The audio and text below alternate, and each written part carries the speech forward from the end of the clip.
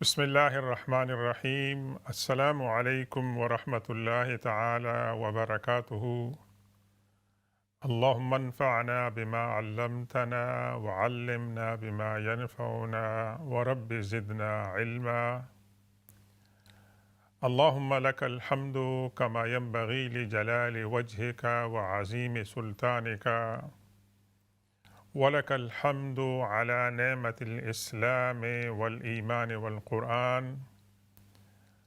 اللهم لك الحمد أن جعلتنا من أمة محمد صلى الله عليه وسلم، وأشهد أن لا إله إلا الله وحده لا شريك له، وأشهد أن سيدنا ومولانا محمدا عبده ورسوله، أما بعد فأعوذ بالله من الشيطان الرجيم، بسم الله الرحمن الرحيم، وَلَقَدْ كَرَّمْنَا بَنِي آدَمَ وَحَمَلْنَاهُمْ فِي الْبَرِّ وَالْبَحْرِ وَرَزَقْنَاهُمْ مِنَ الطَّيِّبَاتِ وَفَضَّلْنَاهُمْ عَلَى كَثِيرٍ مِّمَّنْ خَلَقْنَا تَفْضِيلًا۔ صدق الله مولانا العظيم، وبلغنا رسوله النبي الأمي الأمين الكريم، ونحن على ذلك لمن الشاهدين والشاكرين، والحمد لله رب العالمين۔ رب اشرح لي صدري ويسر لي أمري واحلل عقدة من لساني يفقه قولي۔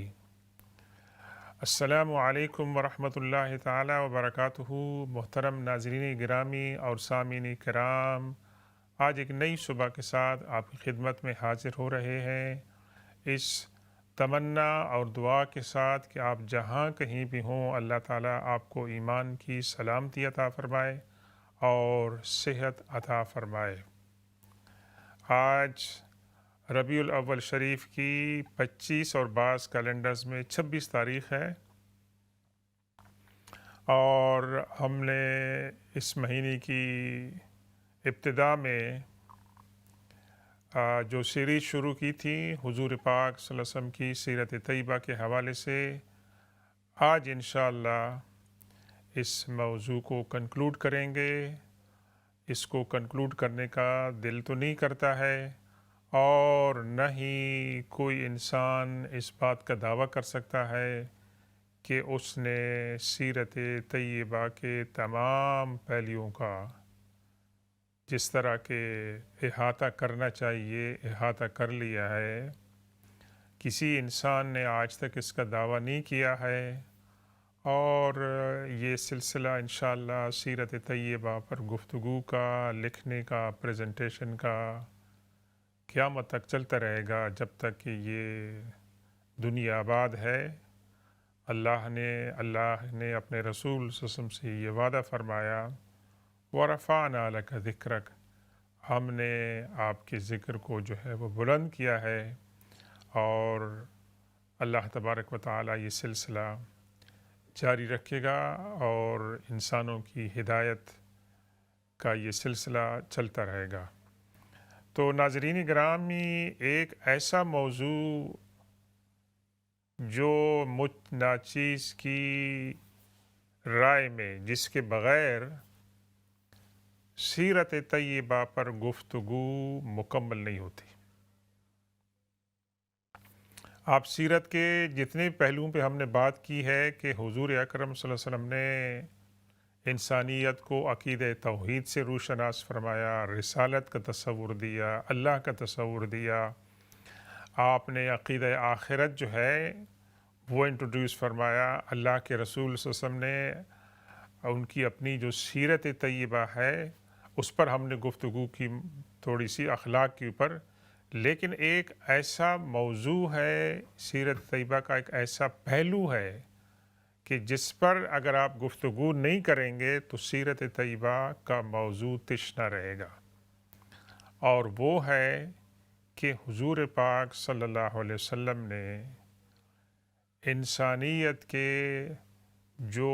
پسماندہ طبقات ہیں، جو کمزور ترین انسان ہیں انسانی معاشرے میں، ان کے حقوق کا تحفظ فرمایا، آپ ان کے حقوق کے علمبردار تھے، آپ چیمپئن تھے، اور آپ نے ان کمزور طبقات کو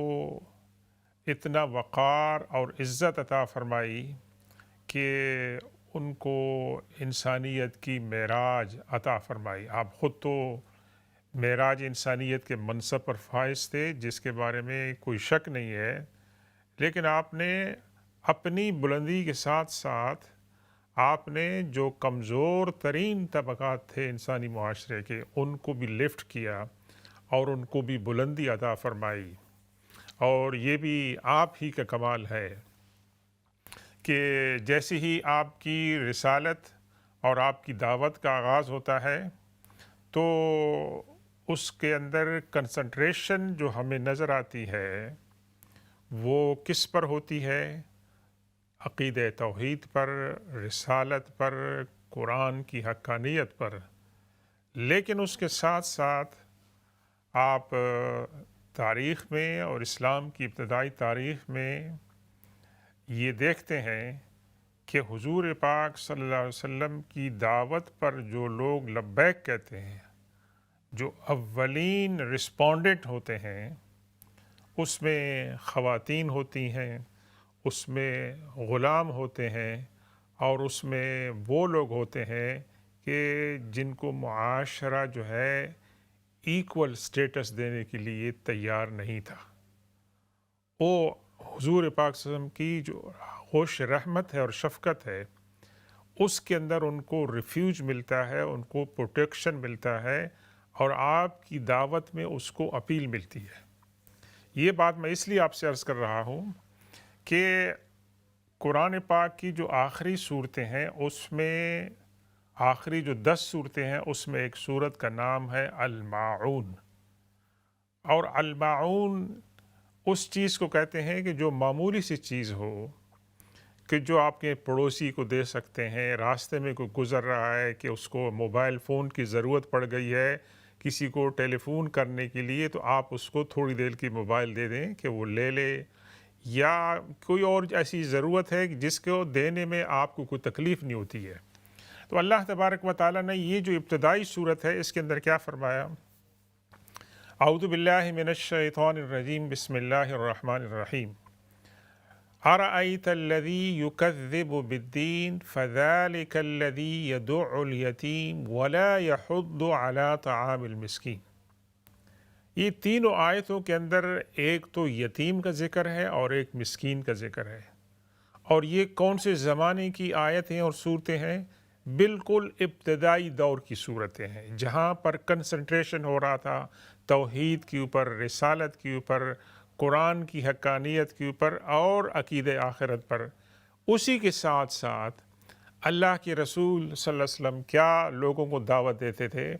کہ عورتوں کا احترام کرو، یتیموں کا لحاظ رکھو، مسکین کا کھانا کھلاؤ، جو غلام ہیں، جو خادم ہیں، ان کے ساتھ جو ہے آپ بہتر سلوک کریں۔ اور یہ جو باتیں تھیں، جس طرح کے اس معاشرے میں عقیدہ توحید ایک اجنبی عقیدہ لگتا تھا کچھ لوگوں کو، اسی طریقے سے اگر آپ ان کو یہ کہیں کہ اپنے خادم اور غلام کو عزت اور وقار دیں، تو یہ بھی وہ ان کے لیے اجنبی بات تھی کہ وہ تو نچلے درجے کے لوگ ہیں، ان کو ہم اپنے ساتھ کیوں بٹھا کر کھانا کھلائیں، یہ باتیں۔ لیکن آپ یہ سمجھیں کہ اللہ کے رسول صلی اللہ علیہ وسلم کی جو رسالت تھی ابتدائی دور ہی سے، اس کے اوپر کنسنٹریشن کیا تھا؟ انسان کی جو ڈگنیٹی ہے، انسان کا جو وقار ہے، اس کو مطلب ہے کہ ریسٹور کرنا، اور انسانوں کو یہ درس دینا کہ دوسرے انسان بھی ہماری طرح انسان ہیں، اور ان کو ڈگنیٹی اور عزت اور وقار جو ہے وہ دینا چاہیے، مطلب ریگارڈلیس آف ان کا جو سوشل سٹیٹس ہے، اس کے بغیر۔ تو اللہ کے رسول صلی اللہ علیہ وسلم نے اپنی زندگی میں شروع ہی سے یہ جو محروم طبقات تھے، پسماندہ طبقات تھے، آپ ان کا لحاظ رکھتے تھے۔ اور ہم یہ بات کر چکے ہیں، کہہ چکے ہیں کہ سیدہ خدیجہ الکبریٰ رضی اللہ تعالی عنہا نے جب اللہ کے رسول صلی اللہ علیہ وسلم نے ان کو غار حرا کا واقعہ سنایا تو ان کا جو مطلب ہے کہ رسپانس تھا، ویسے اس کے اندر انہوں نے اس بات کو ایکنالج کیا تھا کہ آپ ایسے لوگوں کا لحاظ رکھتے ہیں۔ اللہ کے رسول صلی اللہ علیہ وسلم نے جب نبوت کا اعلان فرمایا تو اس سے کچھ عرصہ پہلے ایک واقعہ پیش آیا، اور یہ واقعہ انسانی تاریخ میں، اسلامی تاریخ میں بہت مشہور واقعہ ہے۔ کئی دفعہ ہم اس کو سن چکے ہیں، بیان کر چکے ہیں، اور اس کا نام، اس کا ٹائٹل جو ہے وہ حلف الفضول ہے۔ اور حلف الفضول کا معنی یہ ہے کہ ان لوگوں کا معاہدہ، ان لوگوں کا کوننٹ کہ جو معاشرے کے اندر معزز افراد ہیں، وہ ان کا معاہدہ ہے۔ تو اس کی رویداد یہ بیان کی جاتی ہے کہ یمن کے شہر زبید سے ایک شخص اپنا تجارت کا سامان مکہ لے کے آیا کہ یہاں میں اس کو بیچوں گا اور مجھے اس کے بارے میں جو ہے جو بھی نفع ملے گا وہ میں اپنے لیے لوں گا۔ تو وہ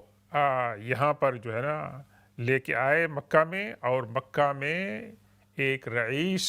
جو تھے العاص بن وائل السہمی، یہ مکہ کے قریش کے سرداروں میں سے ایک سردار تھے،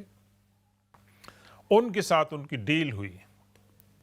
ان کے ساتھ ڈیل ہو گئی، اور اس بات پہ سودا ہوا کہ اتنا ان کو جو ہے اس کا معاوضہ دیا جائے گا۔ لیکن یہ جو صاحب ہیں العاص بن وائل السہمی، اس یمنی شخص کو اس کا معاوضہ دینے سے ٹال مٹول کرنے لگے، اور یہ یمنی مایوس ہو گیا، اور اس نے قریش کے لوگوں سے جا کر شکایت کی کہ میں اس طرح میرے ساتھ ہوا ہے، لیکن کسی نے اس کی مدد نہیں کی۔ مدد نہ کرنے کی جو وجوہات تھیں، ان میں سے ایک وجہ یہ تھی کہ یہ مسافر ہے بیچارہ، اس کا کوئی یہاں جانے والا نہیں ہے، اور دوسری وجہ یہ تھی کہ عاص بن وائل السہمی جو تھا وہ ایک مطلب ہے کہ لیڈنگ پرسنالٹی تھی، اور اس کو ناراض کرنا مناسب نہیں تھا۔ یہ مین وجوہات تھیں۔ اور ناظرین گرامی، آپ کو حیرانگی نہیں ہوگی کہ آج کل کے معاشرے کے اندر کہیں بھی دنیا میں اگر ایک زبردست طاقتور انسان کسی کمزور انسان کے ساتھ زیادتی کرتا ہے تو اس زبردست انسان کے خلاف بہت کم لوگ آواز اٹھانے کی جرات کرتے ہیں کہ اس کو اپسیٹ نہیں کرنا چاہتے ہیں، کیونکہ اس کے ساتھ مفادات ہوتے ہیں، اور اس کو اپسیٹ کرنے میں بہت سارے نقصانات ہوتے ہیں، اور جو بیچارہ غریب اور کمزور آدمی ہوتا ہے اس کی لوگ لحاظ نہیں کرتے ہیں، کیونکہ اس کی کوئی عزت نہیں ہے، اس کا کوئی مقام نہیں ہے۔ تو یہ انسانی فطرت شروع سے ایسی رہی ہے۔ اب اس نے جب یہ شکایت کی تو اکثر جو لوگ تھے بڑے بڑے قریش کے، انہوں نے اس کی بات پہ توجہ نہیں دی اور اس کو اگنور کیا۔ لیکن ہر دور کے اندر، معاشرے کے اندر، انسانوں کے معاشرے میں جہاں ظالم لوگ ہوتے ہیں، جابر ہوتے ہیں، ان کے ساتھ ساتھ ایسے لوگ بھی ہوتے ہیں کہ جو سلیم الفطرت ہوتے ہیں، جن کے اندر عدل ہوتا ہے، انصاف ہوتا ہے، غیرت ہوتی ہے، اور انسانی ڈگنی ہوتی ہے۔ یہ دونوں باتیں ہمیں تاریخ کے اندر ملتی ہیں۔ یہ نہیں ہے کہ پورا معاشرہ جو ہے اس کے اوپر جو ہے نا ظلمت جو ہے وہ چھا جائے۔ تو اس کی یہ بات سن کر کچھ لوگ، قریش کے خاندان کے کچھ لوگ، جس میں حضور پاک صلی اللہ علیہ وسلم کے خاندان کے افراد بھی تھے، آپ کے جو چچا تھے وہ بھی اس کے اندر انوالو تھے، تو انہوں نے مل کر ایک بیٹھک کی، اور یہ بیٹھک ہوئی وہاں کے ایک سخی انسان ابن جدعان، عبداللہ بن جدعان کے گھر میں ہوئی۔ اور بیٹھک کس بات پر ہوئی، اس کا ایجنڈا کیا تھا؟ اس کا ایجنڈا ایک ہی تھا، ویسے وہ یہ تھا کہ یہ جو مظلوم انسان مسافر، اس کے ساتھ جو ظلم ہوا ہے اور اس کا جو سودا ہوا ہے، اس کو معاوضہ نہیں دیا جا رہا ہے، ایک تو اس کو اس کا حق دلوانا ہے، اور اسی لحاظ سے، اسی بنیاد پر مستقبل میں ہم لوگ کیا کریں گے کہ کسی بھی مظلوم کے ساتھ اگر ظلم ہوگا تو ہم اس کے ساتھ کھڑے ہوں گے اور مظلوم کو اس کا حق دلائیں گے۔ کتنا نوبل کاز تھا! کون سے زمانے میں ہوا؟ جاہلیت کے زمانے میں ہوا، کہ جہاں ابھی نبوت کا اعلان نہیں ہوا تھا، لیکن ابھی شرافت کی کچھ اقدار باقی تھیں۔ تو یہ جو نوٹیبل لوگ تھے، معزز تھے معاشرے کے، یہ تمام کے تمام وہاں گئے، اور اس کے اندر اللہ کے رسول صلی اللہ علیہ وسلم اس بات کو روایت فرما رہے ہیں۔ اس کی جو راوی ہیں اس واقعے کے، اللہ کے رسول سے روایت فرما رہے ہیں، اور آپ یہ بھی فرما رہے ہیں کہ اس معاہدے کے اندر میں بھی شامل تھا، یعنی جس معاہدے میں یہ بات طے ہوئی کہ اس مظلوم مسافر انسان کو اس کا حق دلوایا جائے، اس کے اندر میں بھی شامل تھا۔ تو اللہ کے رسول فرماتے ہیں کہ یہ جو مطلب ہے کہ آرگنائزیشن تھی، یہ جو افراد تھے، یہ تمام کے تمام مل کر کہاں پر گئے؟ یہ العاص بن وائل السہمی کے گھر گئے، اور اس کو جا کے کہا کہ تم نے جو کام کیا ہے یہ غلط کام ہے، یہ ہماری جو روایات ہیں اس کے خلاف ہے، انسان کے وقار، عدل اور انصاف کے خلاف ہے، تم اس انسان کو اس کا معاوضہ واپس کرو۔ تو انہوں نے وہ معاوضہ اس سے لے کے اس یمنی انسان کو، مسافر کو واپس دلایا، اور اس کے اندر انہوں نے اس کی مدد کی۔ تو اللہ کے رسول صلی اللہ علیہ وسلم بڑے فخر سے یہ واقعہ بیان فرماتے تھے، اور فرماتے تھے کہ اگر ابھی تو اسلام آ گیا ہے، قرآن آ گیا ہے، اگر آج بھی کوئی مجھے اس بات کے لیے بلائے گا تو میں اس بات کے اندر پارٹیسپیشن کروں گا اور شرکت کروں گا۔ اور آپ نے فرمایا اگر اس کے مقابلے میں، یعنی مظلوم کو اس کا حق دلانے میں، اگر اس کے مقابلے میں مجھے سرخ اونٹ بھی آفر کیے جائیں تو میں ان کو ایکسیپٹ نہیں کروں گا۔ یعنی مقصد کیا ہے کہ سرخ اونٹ بہت ہی ویلیوبل ہوتے تھے، لیکن آپ نے فرمایا کہ میری پرائیورٹی کیا ہوگی کہ اس مظلوم سے اس کا حق جو ہے واپس دلایا جائے۔ تو یہ دیکھیں، ایک مثال ہے، ایک ٹیسٹیمنی ہے تاریخ کے لحاظ سے، کہ اللہ کے رسول صلی اللہ علیہ وسلم مظلوم کے اوپر ظلم ہوتے ہوئے نہیں دیکھتے تھے، اور آپ اس کے جو تکلیف ہوتی تھی اس کو آپ رفع کرنے میں پیش تھے۔ یہ تو ابھی نبوت کا اعلان نہیں ہوا تھا۔ اب نبوت کے اعلان کے بعد آپ دیکھیں کیا ہوتا ہے کہ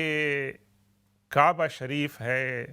قریش کی ایک مجلس ہے، اللہ کے رسول صلی اللہ علیہ وسلم ایک کونے میں اپنی عبادت میں، مناجات میں مصروف ہیں، کہ ایک شخص عراش، ایک شہر تھا، ٹاؤن تھا، وہاں سے ایک شخص آیا، اور اس نے قریش کے جو سردار بیٹھے تھے ان سے شکایت کی کہ تمہارا ایک لیڈر ہے، اس کا نام ہے ابو الحکم، یعنی ابو جہل، اور اس کو میں نے ایک اونٹ بیچا ہے اور وہ مجھے پیسے دینے سے انکار کر رہا ہے، تو آپ میری مدد کریں اور اس سے میرا حق دلوائیں واپس۔ تو آپ یہاں پر دیکھیں کہ ان قریش کے سرداروں کا تکبر، ان کا غرور، اور اس بیچارے کے ساتھ یعنی مذاق اور اس کی توہین کے بجائے اس کے کہ وہ ابو جہل کے پاس جائیں، اس سے حق دلوائیں، وہ مذاقی انداز میں کہتے ہیں کہ یہ جو سامنے بیٹھے ہیں صاحب، یعنی حضور پاک صلی اللہ علیہ وسلم، ان کے پاس جاؤ اور یہ تمہارا حق واپس دلا دیں گے۔ ان کی جو نیت تھی اس کے اندر مذاق تھا، کنٹیمپٹ تھا، انسلٹ تھی، کہ ان کو پتہ تھا کہ حضور پاک صلی اللہ علیہ وسلم اور ابو جہل کے درمیان جو ٹینشن ہے اور جو اختلافات ہیں اس کی وجہ سے یہ اللہ کے رسول صلی اللہ علیہ وسلم اپنی مجلس سے نہیں اٹھیں گے اور اس کے پاس نہیں جائیں گے، کہ اس سے بات کرنا مشکل ہوگا۔ لیکن اللہ کے رسول صلی اللہ علیہ وسلم کے پاس جب یہ شخص جاتا ہے مظلوم، اور اللہ کے رسول اس کی بات سنتے ہیں تو فرماتے ہیں چلو. ابو جہل کے گھر پہنچتے ہیں. ابو جہل کے گھر دروازہ نوک کرتے ہیں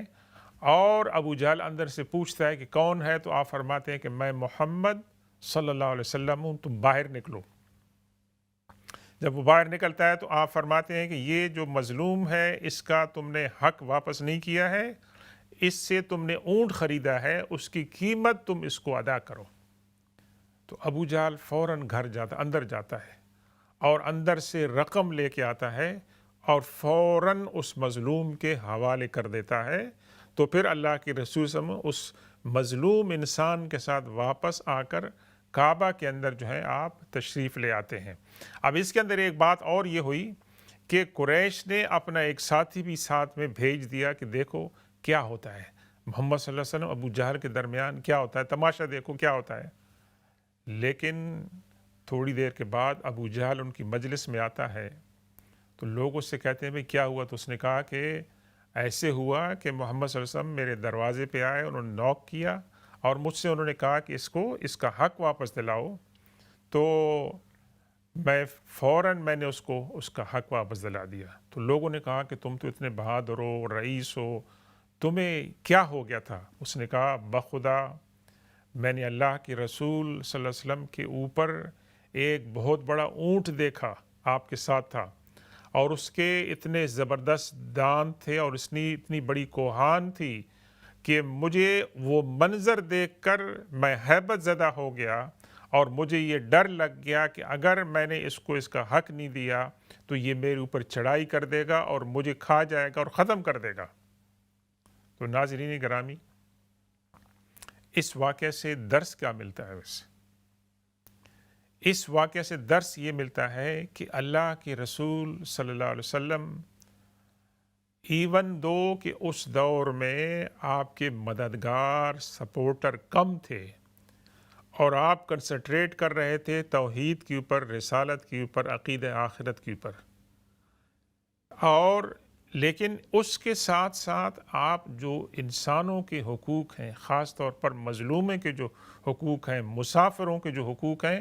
آپ اس کا بھی پرچار کر رہے تھے. یعنی یہ تو نہیں ہے کہ لوگ عبادت کریں، مسجد کے اندر روزہ رکھیں، نماز پڑھیں، قیام کریں، تہجد پڑھیں، اور اگر لوگوں پر ظلم ہو رہا ہو تو ظلم کے خلاف آواز نہ اٹھائیں اور اس پر خاموشی اختیار کریں. یہ دونوں باتیں ساتھ ساتھ نہیں چل سکتی ہیں. اللہ کے رسول صلی اللہ علیہ وسلم کی سیرت سے یہ جو درس ملتا ہے اس کے اندر یہ ہے کہ ظلم کے خلاف آواز اٹھانی چاہیے. اب ظلم کے خلاف آواز اٹھانے میں ضروری نہیں ہے کہ آپ جو بات آپ کریں گے آپ اپنے مقصد میں کامیاب ہو جائیں گے، اور ظلم کے خلاف آواز اٹھانے میں اس بات کا بھی امکان ہو سکتا ہے کہ جس کے خلاف آواز اٹھا رہے ہیں بہت ہی زبردست ہے، بہت ہی طاقتور ہے، اور آپ اپنے آپ کو کمزور سمجھتے ہیں، لیکن کم از کم آپ نے ایک اخلاقی فریضہ پورا کر دیا ہے کہ آپ نے آواز اٹھائی ہے اور اس مظلوم کو اخلاقی سپورٹ دی ہے. کہاں تک کتنی کامیابی ملتی ہے وہ کامیابی جو ہے اللہ تبارک و تعالیٰ کے ہاتھ میں ہے، اور اللہ تبارک و تعالیٰ کے سامنے کم از کم آپ کا ضمیر مطمئن ہوگا، سرخرو ہوگا کہ آپ نے اپنی کوشش جو ہے وہ کی ہے. اور دوسرا درس یہ ملتا ہے کہ ایون دو کہ وہ لوگ اللہ کے رسول صلی اللہ علیہ وسلم کو اتنی اہمیت نہیں دیتے تھے، لیکن چونکہ اللہ کے رسول تھے، اللہ تبارک و تعالیٰ نے اپنے رسول کی عزت افزائی فرمانی تھی، ان کو سرخرو کرنا تھا. تو یہ معجزہ ہوا کہ ابو جہل جیسا اروگنٹ انسان، متکبر انسان، وہ اللہ کے رسول صلی اللہ علیہ وسلم کے سامنے سرنگوں ہو گیا اور اس نے رسپانس کیا کہ اللہ تبارک و تعالیٰ نے اس کو وہاں ذلیل و خوار کیا، اور اللہ کے رسول صلی اللہ علیہ وسلم کو اللہ تعالیٰ نے بلند فرمایا. ایون دو کہ جو قریش کے جو لوگ تھے ان کی نیت اور پلاننگ کچھ اور تھی کہ وہ چاہتے تھے کہ ابو جہل جو ہے اللہ کے رسول صلی اللہ علیہ وسلم کی بے عزتی کرے گا اور آپ کی بات کا جواب نہیں دیکھا، اور ان کے لیے یہ بات کافی تھی، ابو جہل کے لیے یہ بات کافی تھی کہ وہ مسلمان ہو جاتے اور اللہ کے رسول کو مان لیتے. لیکن جن لوگوں کے دلوں پہ مہر لگ جاتی ہے وہ ان کی آنکھیں بھی ان کے دماغ بھی ان کے اوپر مہر لگ جاتی ہے. تو انشاءاللہ ناظرین گرامی یہ موضوع ہم جاری رکھیں گے. وقفے کے بعد آپ ہمارے ساتھ دوبارہ شامل ہوئیں اور وقفے کے بعد انشاءاللہ نشست میں اگر آپ کے سوالات ہوں گے تو ان کے جوابات بھی دینے کی کوشش کریں گے. والسلام علیکم ورحمۃ اللہ تعالی وبرکاتہ.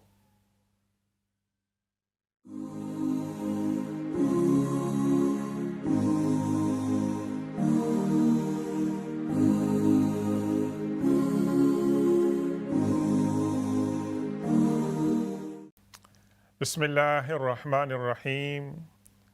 السلام علیکم ورحمۃ اللہ تعالی وبرکاتہ. ویلکم بیک ناظرین گرامی. ہماری گفتگو تھی اللہ کے رسول صلی اللہ علیہ وسلم نے جو انسانی معاشرے کے جو پسماندہ طبقات ہیں ان کے حقوق کے تحفظ اور ان کا جو وقار تھا بحیثیت انسان اس کو ریسٹور کرنے کا. انشاءاللہ ہم اس موضوع کو جو ہے اس کے پر دوبارہ بات کرتے ہیں اور اس دوران اگر آپ کے کوئی سوالات ہیں تو وہ بھی آپ پیش کر سکتے ہیں. انشاءاللہ ان کے جوابات دینے کی کوشش کریں گے. ناظرین کرام، دوسرے جو پسماندہ طبقات تھے اس زمانے میں، ان میں ایک طبقہ جو انتہائی مظلوم تھا، جس کے کوئی رائٹس نہیں تھے، جس کے کوئی حقوق نہیں تھے، جس کو بطور انسان ٹریٹمنٹ نہیں ملتا تھا، وہ تھا غلاموں کا طبقہ. ان کے کوئی حقوق نہیں تھے اور ان کو خریدا جاتا تھا، آگے ان کو بیچا جاتا تھا اور ان کا مالک جس طرح ان کو ٹریٹ کرتا، اس میں چاہے باندی ہوتی تھی، غلام ہوتا تھا، وہ مکمل طور پر مالک کے اس کی ڈسکریشن پر ہوتے تھے. الا ماشاء اللہ کہ اگر کوئی مالک جو تھا وہ مہربان ہوتا تھا، اس کے اندر شفقت ہوتی تھی، تو وہ ان کا جو ہے خیال رکھتا ہوگا. لیکن اکثر یہ تھا کہ غلام کی کوئی وقت نہیں ہے، اس کا کوئی شمار نہیں ہے، اس کی کوئی رائے نہیں ہے. اس نے اپنی ساری زندگی اپنے مالک کی خدمت کرنی ہے. تو یہ جو طبقہ تھا یہ بھی محروم تھا. تو اس طبقے کو بھی اللہ کے رسول صلی اللہ علیہ وسلم نے اس کا مقام بہت ہی بلند فرمایا، اور اس کا مقام آپ نے بلند فرمایا اللہ کے رسول. السلام علیکم ورحمۃ اللہ تعالی وبرکاتہ. ہمارے ساتھ ایک کالر ہیں.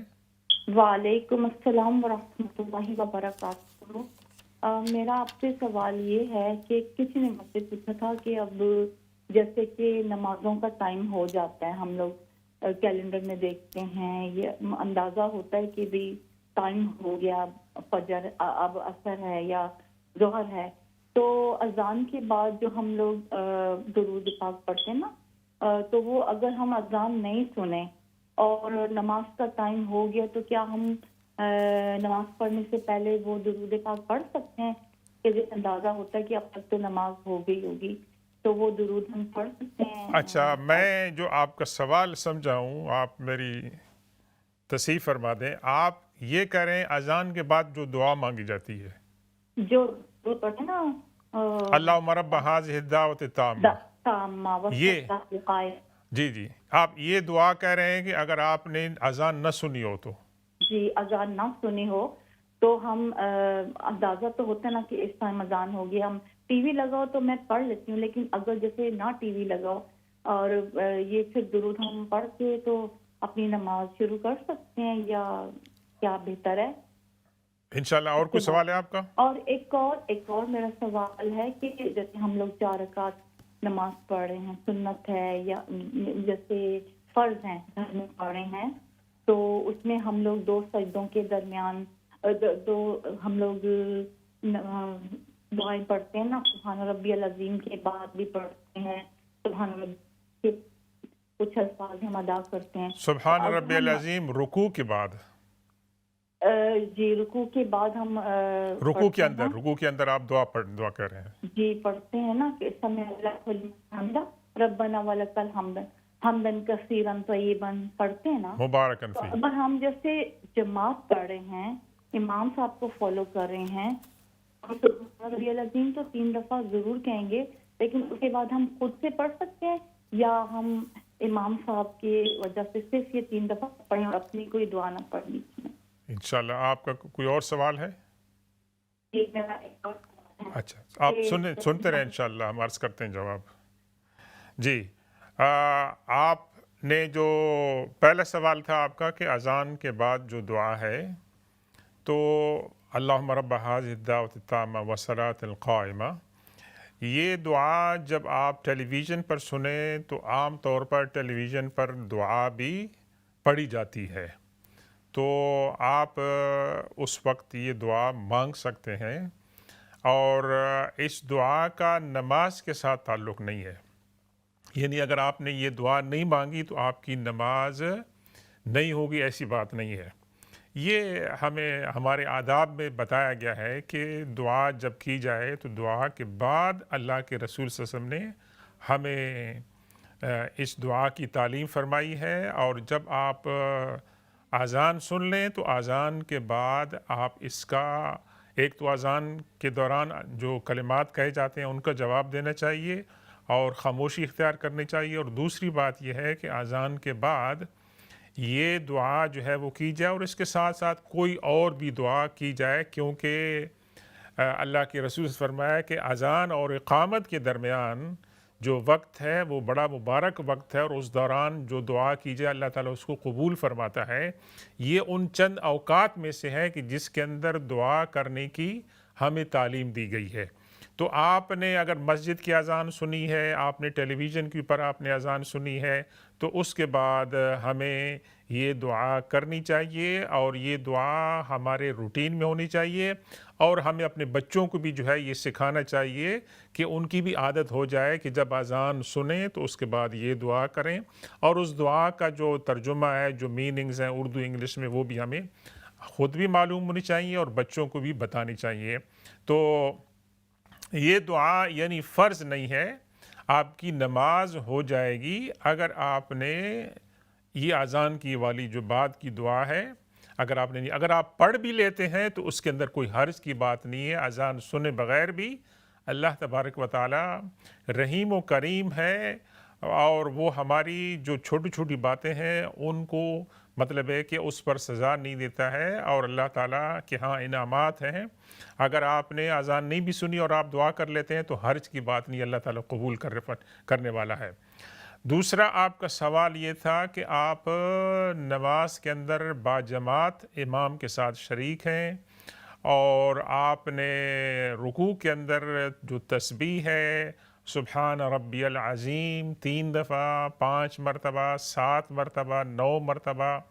بعض اوقات 11 مرتبہ، امام صاحب ڈیپینڈ کرتے ہیں کتنا ٹائم دیتے ہیں. اور اس کے ساتھ ساتھ رکوع کے اندر جو ہے مزید بھی ایسی دعائیں ہیں جو اللہ کے رسول صلی اللہ علیہ وسلم کرتے تھے. تو اگر آپ نے کم از کم 3 بار رکوع کی تسبیح پڑھ لی ہے تو اس کے بعد جو مسنون دعائیں ہیں وہ آپ پڑھ سکتے ہیں، چاہے آپ اپنی نماز انفرادی طور پر ادا کر رہے ہیں یا جماعت کے ساتھ. ڈیپینڈ کرتا ہے کہ امام صاحب کتنی دیر رکوع کے اندر رہتے ہیں. اور اس کے بعد دوسرا آپ کا سوال یہ تھا کہ رکوع سے اٹھنے کے بعد یہ جو دعا کرتے ہیں سمع اللہ لمن حمدہ ربنا ولک الحمد حمدا کثیرا طیبا مبارکا فی ملء السماوات والارض وما بینہما، یہ دعا بھی آپ کر سکتے ہیں، اور امام صاحب خود بھی یہ دعا مانگ سکتے ہیں خاموشی کے ساتھ. اور اس دوران میں چونکہ فقہ کا یہ مسئلہ ہے کہ جب آپ رکوع سے اٹھتے ہیں تو آپ نے اپنی پیٹھ کو سیدھا کرنا ہے، یہ نہیں کہ فوراً آپ نے رکوع کے بعد آپ فوراً نیچے جا کے جھک جائیں. یہ نماز کے آداب کے خلاف ہے، اور نماز کے اندر ہمارے فقہاء نے ایک ٹرمینالوجی استعمال کرتے ہیں تعدیل ارکان. تعدیل ارکان کا مقصد یہ ہے کہ ہر جو رکن ہے نماز کا اس کے ساتھ انصاف کیا جائے، اور اس کو جتنا ٹائم اور اس کا جو طریقہ ہے وہ دینا چاہیے کہ آپ نے رکوع کے اٹھنے کے بعد فوراً ہی آپ سجدے میں چلے گئے تو یہ نماز کے خشوع کے خلاف ہے. اس لیے آپ نے کھڑا ہونا ہے، اپنی کمر کو سیدھا کرنا ہے، اس دوران میں یہ مختصر سی دعا بھی کرنی ہے. اور پھر امام صاحب اتنا بھی زیادہ ٹائم نہ لگائیں، کیونکہ امام صاحب نے نمازیوں کا بھی، مقتدیوں کا بھی خیال رکھنا ہے. تو اتنا تو چند سیکنڈ لگ سکتے ہیں کہ آپ یہ دعا جو ہے وہ مانگ سکتے ہیں، اگر آپ کو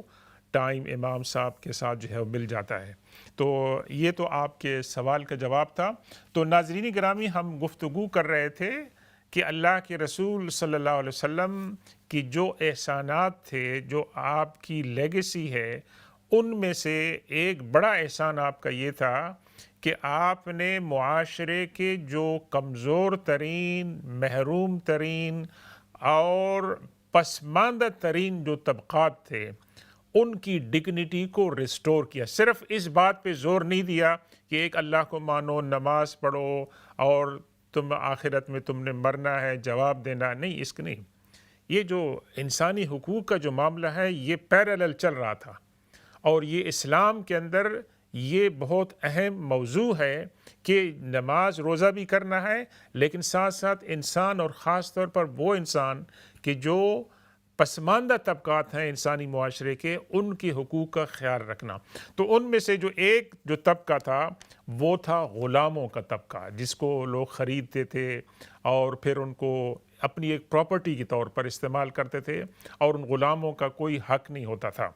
اس میں ہمیں ایک مثال نظر آتی ہے جو بہت ہی خوبصورت مثال ہے، اور وہ ہے مثال زید بن حارثہ رضی اللہ تعالی عنہ. جی ہاں، زید بن حارثہ رضی اللہ تعالی عنہ اوریجنلی یمن سے بلانگ کرتے تھے، لیکن کسی سفر میں لوگوں نے ان کو کڈنیپ کر لیا اور آگے جا کر ان کو بیچ دیا، اور یہ ہاتھ چینج ہوتے ہوتے حضرت خدیجہ الکبریٰ رضی اللہ تعالی عنہا کے غلامی میں آ گئے. اور سیدنا خدیجہ نے ان کو حضور پاک صلی اللہ علیہ وسلم کے حوالے کر دیا کہ یہ میں آپ کو دیتی ہوں کہ یہ آپ کی خدمت کریں. تو ان کے والدین کو ڈھونڈتے ڈھونڈتے خبر ملی کہ ہمارا بیٹا فلاں خاندان کے پاس ہے، فلاں شخص کے پاس ہے. تو زید بن حارثہ رضی اللہ عنہ کے والد صاحب حضور پاک صلی اللہ علیہ وسلم کے پاس پہنچے کہ یہ میرا بیٹا آپ کے پاس ہے، پلیز آپ مجھے واپس کر دیں، اور اس کا جو مطلب ہے کہ فدیہ ہو سکتا ہے اس کی ریلیز کرنے کا، وہ ہم آپ کو دے دیں گے، لیکن یہ میرا بیٹا ہے. تو بیٹے نے پہچان لیا، باپ نے پہچان لیا.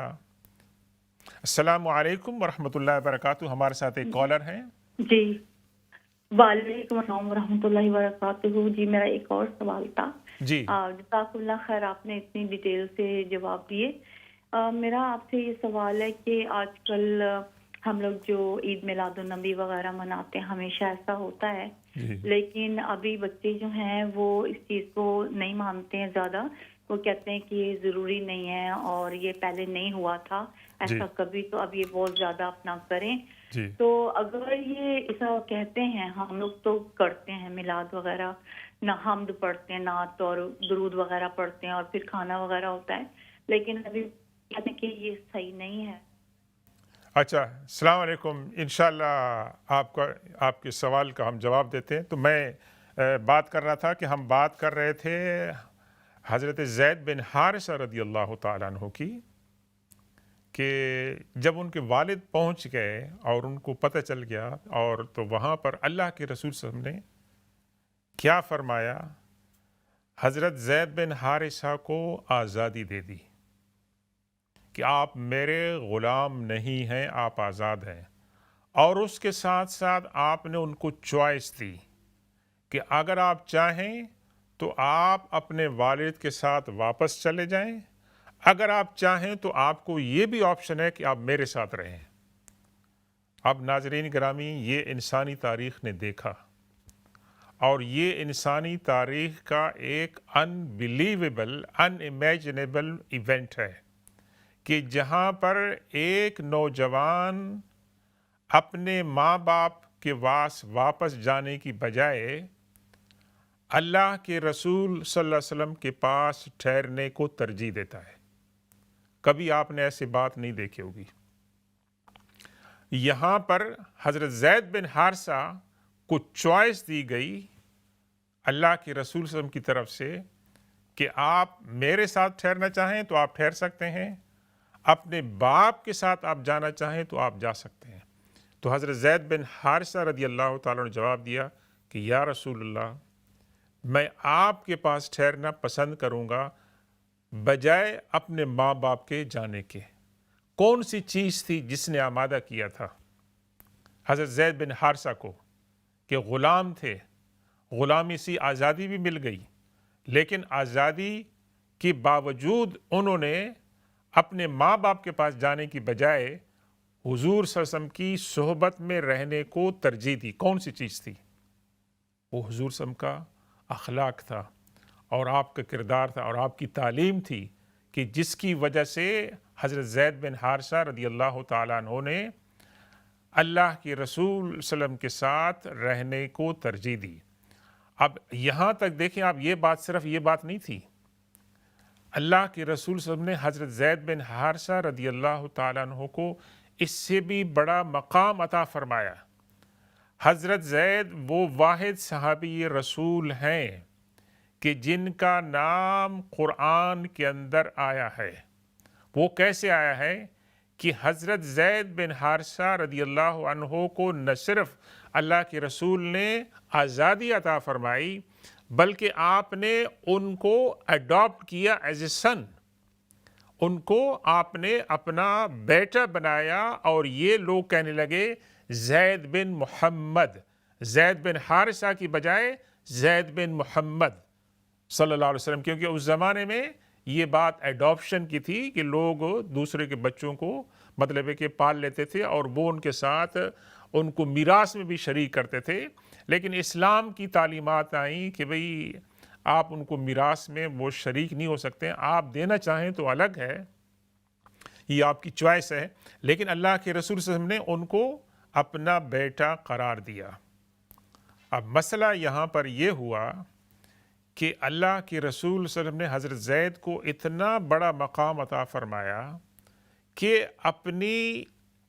خوبصورت چچا زاد بہن حضرت زینب رضی اللہ تعالی عنہا کا نکاح حضرت زید کے ساتھ کر دیا۔ کہاں وہ غلام، پردیسی، اور اس کا یہ سٹیٹس کہ آپ نے اس کو اپنا بیٹا بنایا، اور بیٹا بنانے کے بعد اپنی خوبصورت چچا زاد بہن کے ساتھ اس کی شادی بھی کرا دی،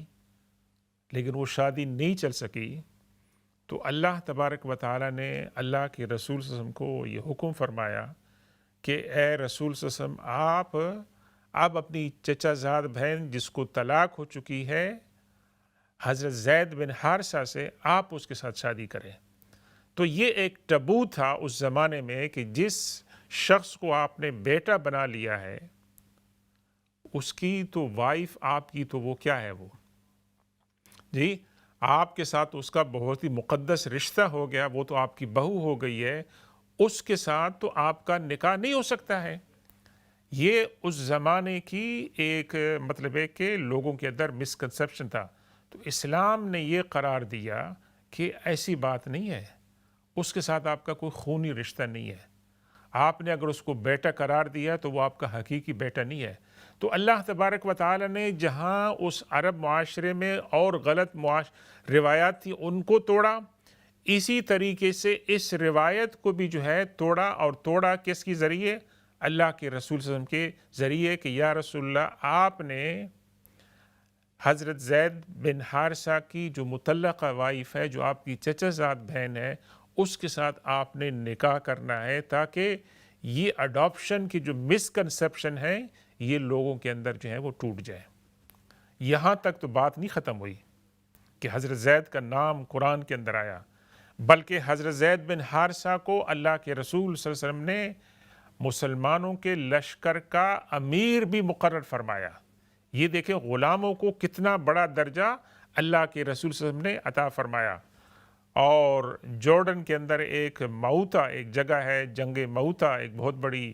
اسلامی تاریخ میں جنگ ہوئی تھی کہ اس لشکر کے اندر آپ نے جو 3 سپہ سالار مقرر فرمائے تھے، حضرت جعفر، حضرت عبداللہ بن رواحہ اور حضرت زید بن حارثہ، ان تینوں میں سے حضرت زید بن حارثہ بھی اللہ کے رسول نے فرمائے تھے کہ وہ بھی اسلامی لشکر کی قیادت کریں گے۔ دیکھیے غلام تھے، ویسے ان کو اللہ کے رسول نے آزادی عطا فرمائی، لیکن اللہ تعالیٰ نے اللہ کے رسول کو کتنا اعزاز عطا فرمایا کہ وہ مسلمانوں کے لشکر کے امیر بھی بن گئے، اور پھر وہاں ان کو شہادت ملی، اور ان کا مزار آج کل وہاں پر موجود ہے۔ اگر آپ کو موقع ملے تو آپ وہاں زیارت کریں۔ تو یہ بات یہ ہو رہی تھی ناظرین کرام کہ اللہ کے رسول صلی اللہ علیہ وسلم نے جو پسماندہ ترین طبقات تھے انسانی معاشرے کے، ان کو آپ نے ڈگنیٹی اور وقار عطا فرمائے۔ دوسری آپ کی مثال آپ کے سامنے ہے حضرت بلال رضی اللہ تعالیٰ عنہ کے۔ ایک تو سیاہ فام تھے، زبان میں تھوڑی سی لکنت بھی تھی، لیکن اللہ کے رسول نے ان کو کون سا اعزاز عطا فرمایا کہ وہ مؤذن رسول بنے، اور اللہ کے رسول صلی اللہ علیہ وسلم کے خادم خاص بنے، کہ آپ گھر کے تمام کاروبار جو ہے وہ کرتے تھے۔ اور جس دن مکہ فتح ہوا اس دن اللہ کے رسول صلی اللہ علیہ وسلم نے حضرت بلال کو یہ آنر عطا فرمایا کہ کعبہ کی چھت پر چڑھ کر اذان کہیں، اور اس دن جو کعبہ قریش کے جو سردار تھے وہ یہ بات دیکھ کر ششتر ہو گئے، اور ان کو یہ بات سمجھ میں نہیں آئی کہ غلام ہے، سیاہ فام ہے، اس کو تو کل ہم اس کو پرسیکیوٹ کرتے تھے، آج یہ کعبہ کی چھت پہ اذان دے رہا ہے، یہ کس طرح ہو سکتا ہے؟ لیکن ان کے پاس جرأت نہیں ہوئی کہ وہ اس کے اوپر اعتراض کرے، حالانکہ انہوں نے اس کے اوپر حیرانگی کا اظہار کیا تھا۔ تو اللہ کے رسول صلی اللہ علیہ وسلم نے ان کو یہ اعزاز عطا فرمایا۔ ایک فرمان ہے اللہ کے رسول صلی اللہ علیہ وسلم کا، حضرت ابو ذر غفاری رضی اللہ تعالیٰ عنہ اس کو روایت کرتے ہیں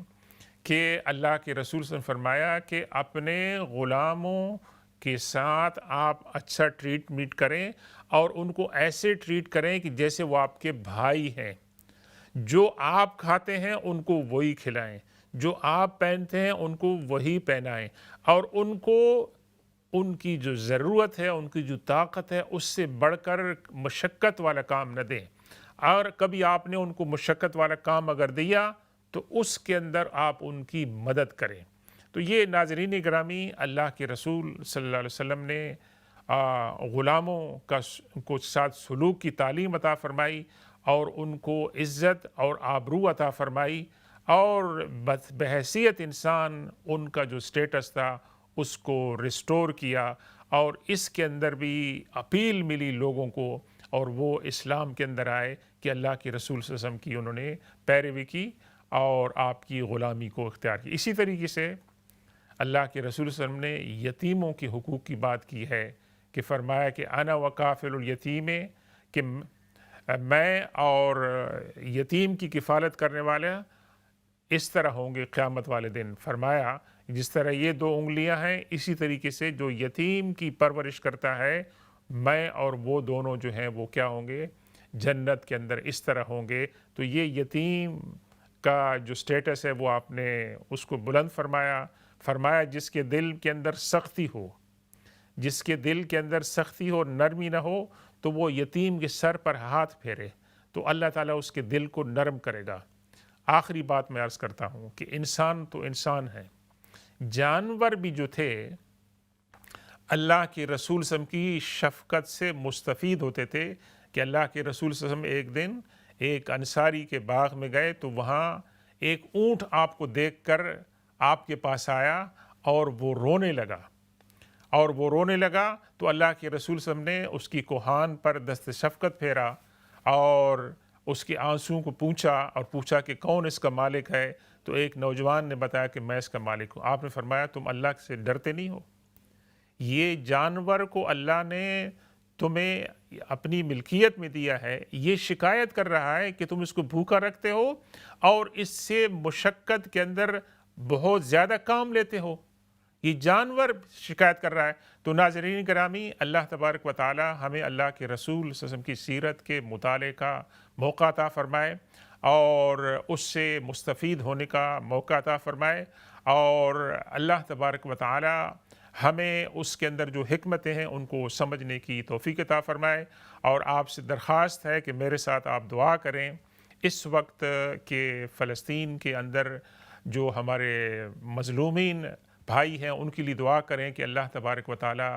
ان کو صحت اور عافیت عطا فرمائے، اللہ تبارک و تعالی ان کا ایمان سلامت رکھے، اور ہم ان کو لیے دعائیں کریں، اور جو بھی ہم ان کی مدد کر سکتے ہیں اللہ تبارک و تعالی ہمیں ان کی مدد کرنے کی توفیق عطا فرمائے، اور جو بھی آپ مدد کر سکتے ہیں وہ ضرور کرنی چاہیے۔ سبحان ربک رب العزت عما یصفون وسلام علی المرسلین والحمد للہ رب العالمین، والسلام علیکم ورحمۃ اللہ تعالی وبرکاتہ۔